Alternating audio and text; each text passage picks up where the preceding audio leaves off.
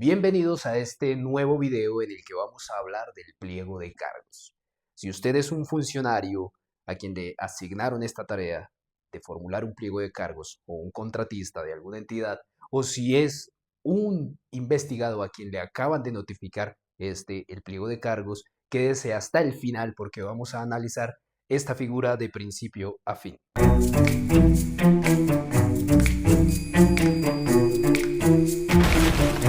La versión libre.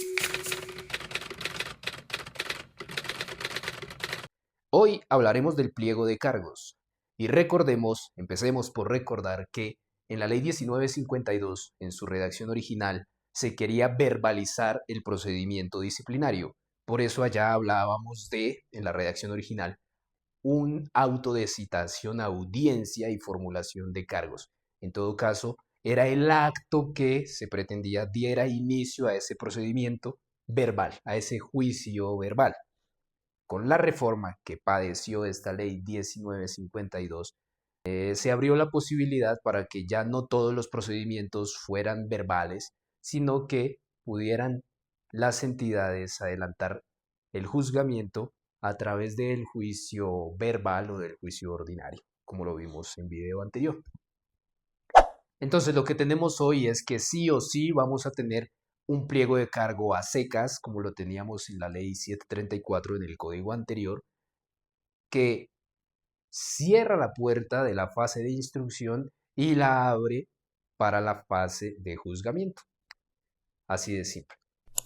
Como ya vimos el procedimiento disciplinario, sabemos que hay una oportunidad para que la autoridad disciplinaria evalúe las diligencias, evalúe todo aquello que recogió, que recaudó en la investigación disciplinaria.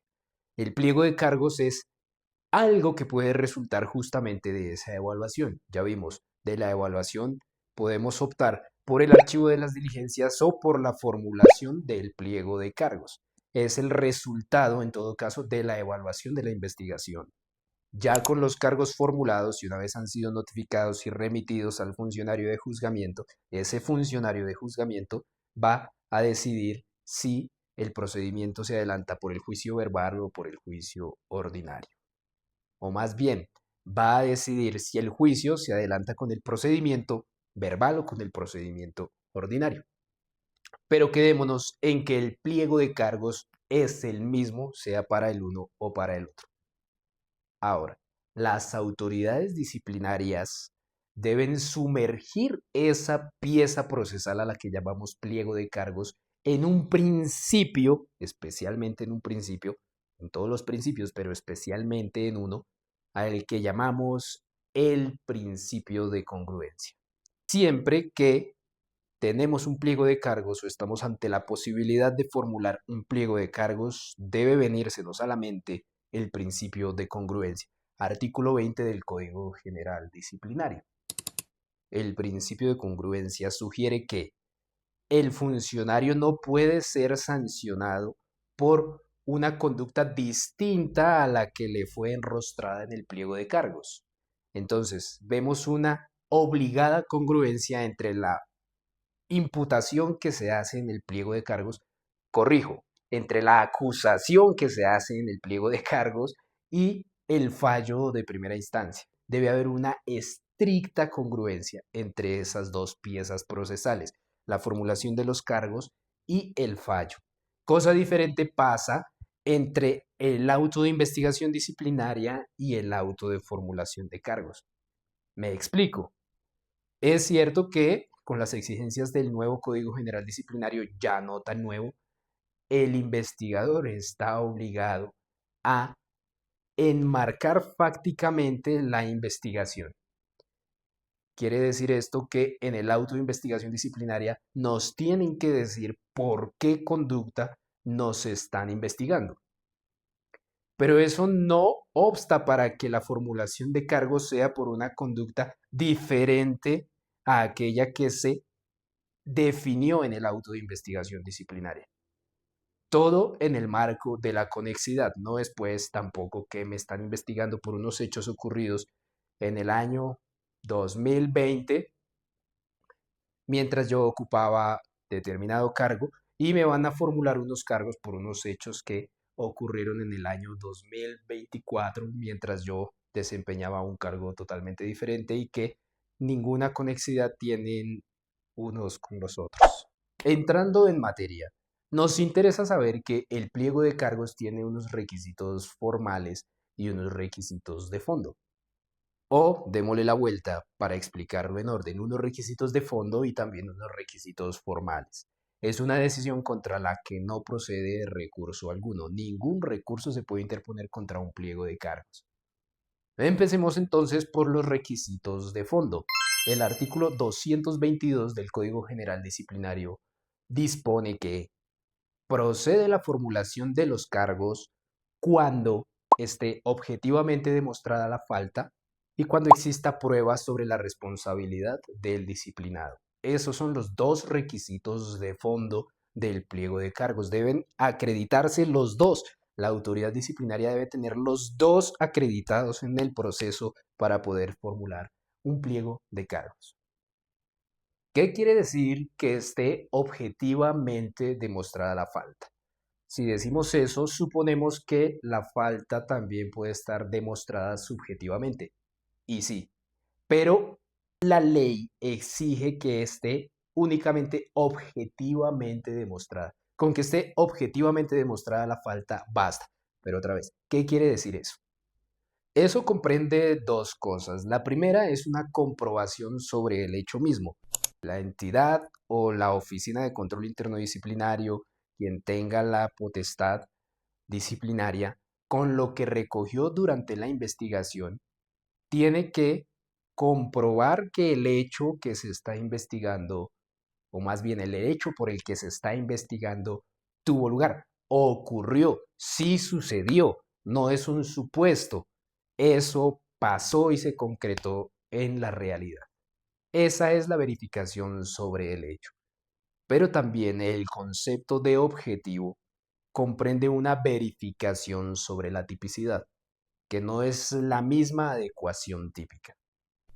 En la adecuación típica, que también se hace en el pliego de cargos, pero no es de eso de lo que estamos hablando ahora mismo, se estudian los elementos externos de la conducta y también los elementos internos, los subjetivos.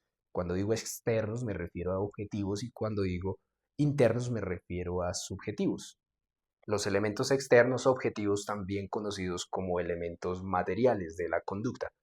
Pero cuando hablamos de la verificación típica que se hace para establecer si la conducta está objetivamente demostrada, únicamente debemos tener en cuenta esos elementos objetivos de la conducta. Basta con que estén demostrados los elementos objetivos de la conducta. El análisis de los elementos subjetivos tenemos que dejarlo para la adecuación típica que se hace más adelante.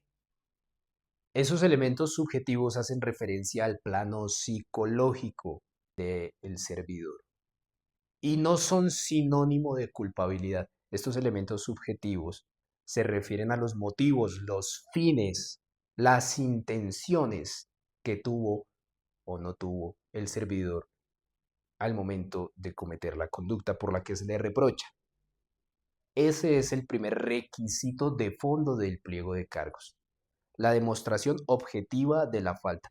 El segundo, como ya les dije antes, es que exista una prueba que comprometa la responsabilidad del disciplinado. Una o varias pruebas, en todo caso, que exista prueba que comprometa la responsabilidad del disciplinado. Y esto no debe confundirse con el concepto de culpabilidad que también se analiza más adelante, como uno de los requisitos de forma y no como un requisito de fondo.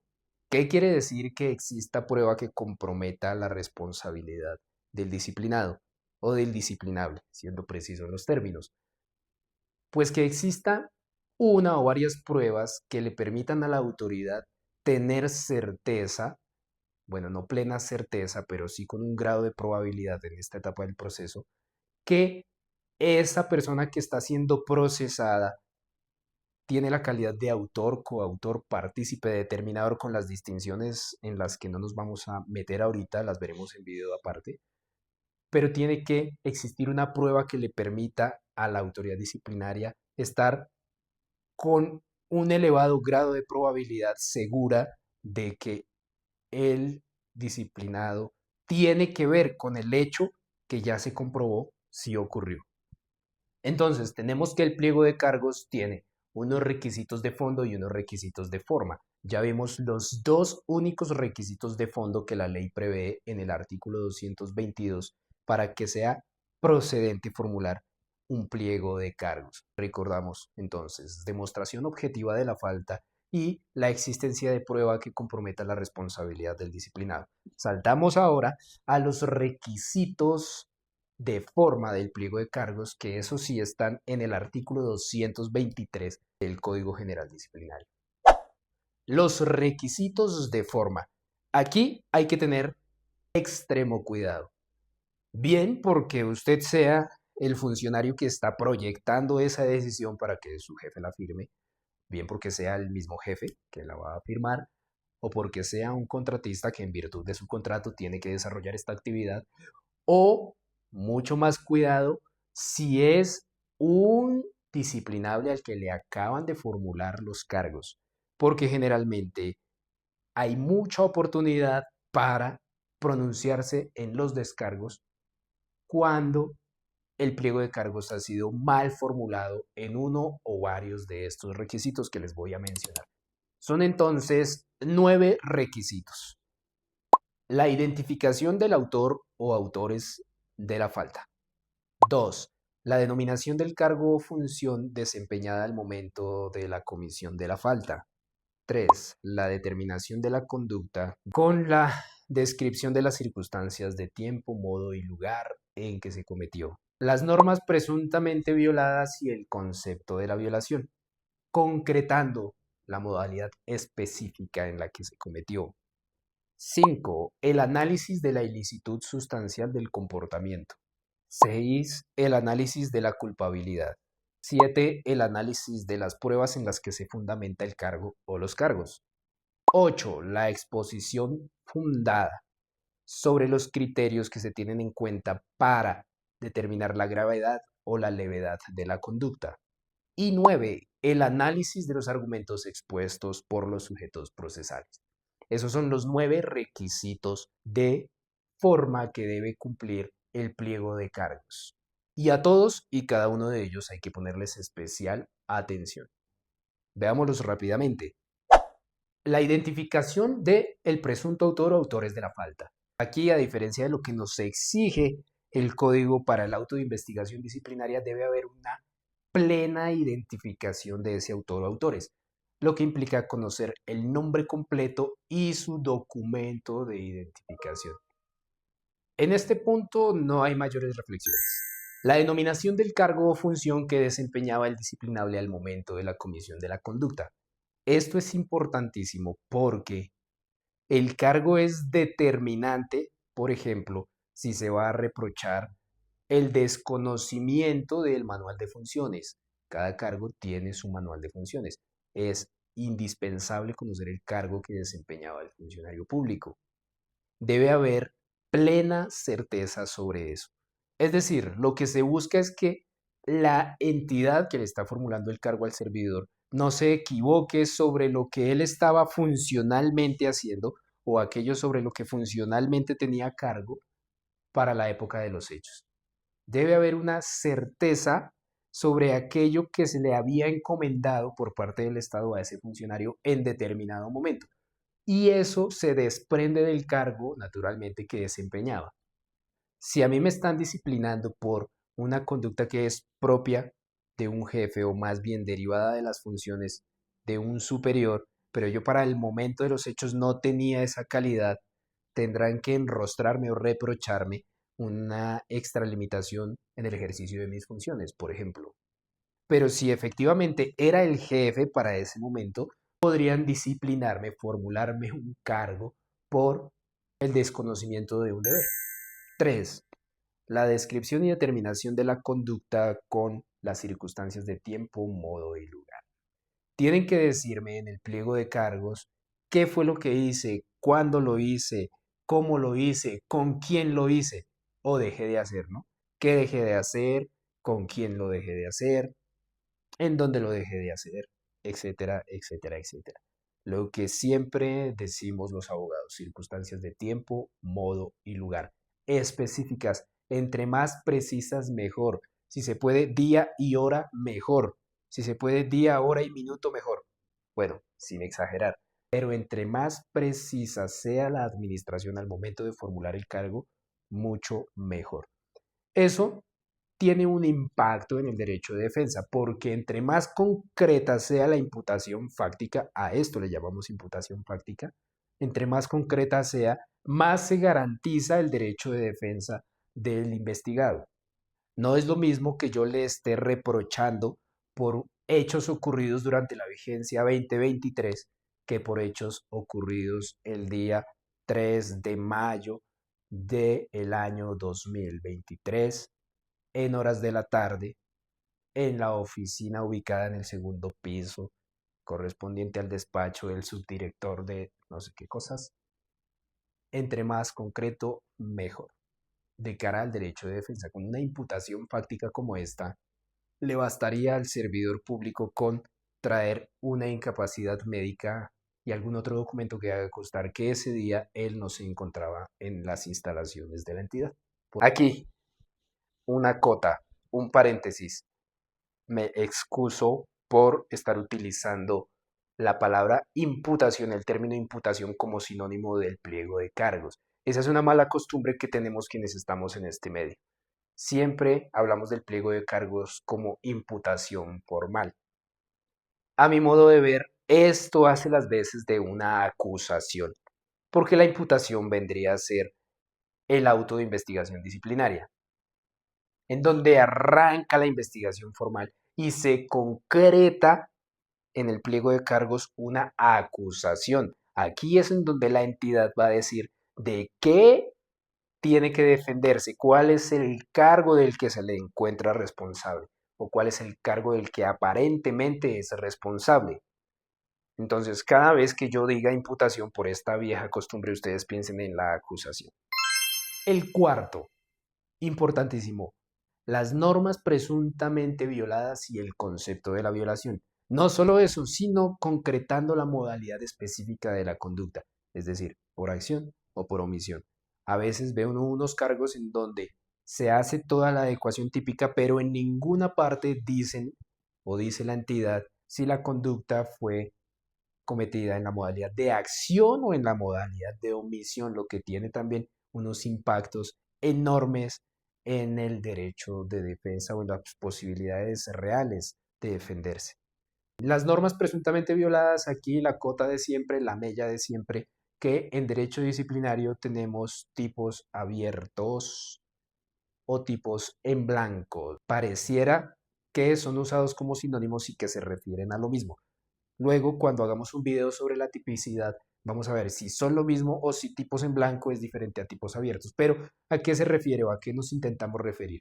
A que en el Código Disciplinario, General Disciplinario, no está contenido todo el tipo disciplinario, sino que para saber si una conducta es típica, o sea, si está prevista como una falta disciplinaria, necesitamos el Código General Disciplinario como una norma principal y unas normas auxiliares o unas normas de referencia.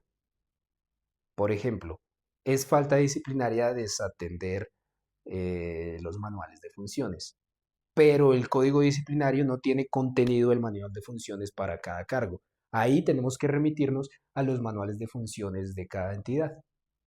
También tenemos que remitirnos a leyes, a decretos, porque también es una falta disciplinaria desatender las leyes y los decretos. A mi modo de ver, a eso debemos llamarle tipo en blanco, porque si me permiten adelantarme un poquito al video que ya les prometí, tipo abierto es otra cosa y se refiere a la culpabilidad. Es decir, la norma disciplinaria no dice, por regla general, si la conducta puede ser cometida a título de dolo o de culpa y deja eso a criterio de quien está armando la imputación, otra vez, la acusación. Pero bueno, por ahora les puedo decir que los tipos en blanco se pueden pensar como propios de la tipicidad, mientras que los tipos abiertos se pueden pensar como propios de la culpabilidad. Pareciera que estoy disparateando, pero luego voy a dar mis argumentos. Entonces, tengo que decir cuáles son las normas violadas, desconocidas, esas principales, esas auxiliares, y hay quienes proponen que también las normas que contienen el deber funcional. Ya vamos a hacer un video también sobre deber funcional, pero deben estar identificadas las normas que definían cuál era la conducta o el modo de comportarse del funcionario en ese determinado momento. Y sobre esas normas debe analizarse el concepto de la violación. Eso quiere decir que la entidad que está formulando el cargo debe decir por qué con este comportamiento se han infringido estas normas en específico, de manera concreta. Esta norma se infringió con este comportamiento por X y Y razones. Aterrizar, concretar la violación de esas normas. Ese es el concepto de la violación. Y como les dije, concretando la modalidad específica de la conducta. ¿Fue por acción, hizo algo, o fue por omisión, dejó de hacer algo?